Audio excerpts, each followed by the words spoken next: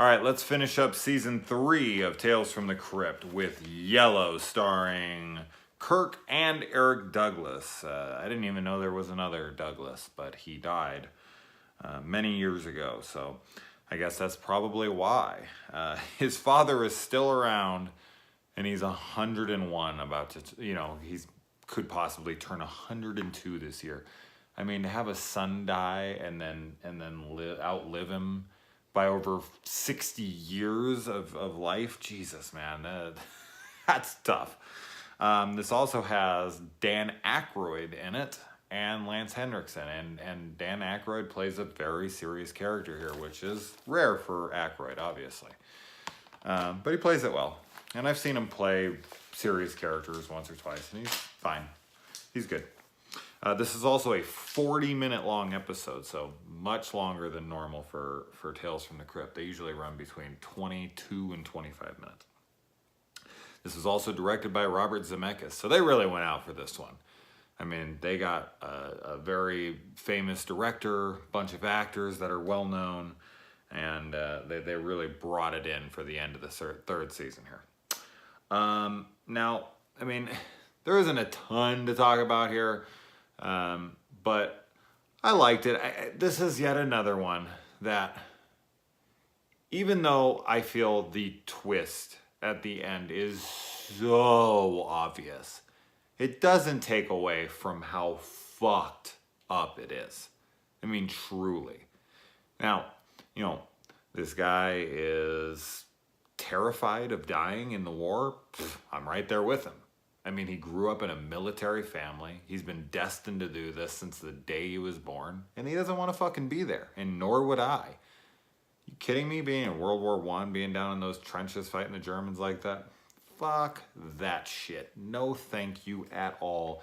That people who go to war are out of fucking minds, man. So I totally understand where the guy's coming from.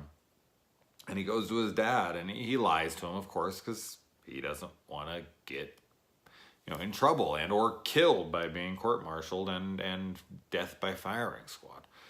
And he's exposed, and when he talks to his dad about it, he's like, what'd you want from me? I like that Lance Henriksen's just out for blood with him. He's like, he's yellow.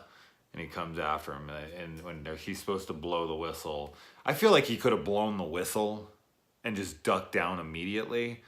Like, don't get me wrong, I would be terrified too, and you freeze up when you're scared. I'm not saying you would. But just like you could duck down and just start whistle blowing, just, behind the trenches. You didn't have to even sit up anymore. So, I don't know. That seemed a little silly to me because I feel like he could have gotten cover. So, but it doesn't matter. He was terrified. He didn't want to die. And his father comes in because his father is, kind of a Lieutenant Dan in a way where his whole life is military, and, he feels honor in the possibility of dying in war. I mean, Lieutenant Dan wants to die in the war. He thinks that's his legacy. That's his fate. But so he tells his son, look, I'm not going to let my only son die. I'm going to load the guns with blanks. Just make sure you make me proud and look tough. And he does it purely just to save face so that his son isn't actually a coward and that his name isn't tarnished by his son. And he totally lies to his son and gets him to play the part he needed him to so he could be up there yeah. You see? Told you my son wasn't yellow. He just had a momentary lapse of judgment. And look what a real man I raised. It's so fucking evil, man.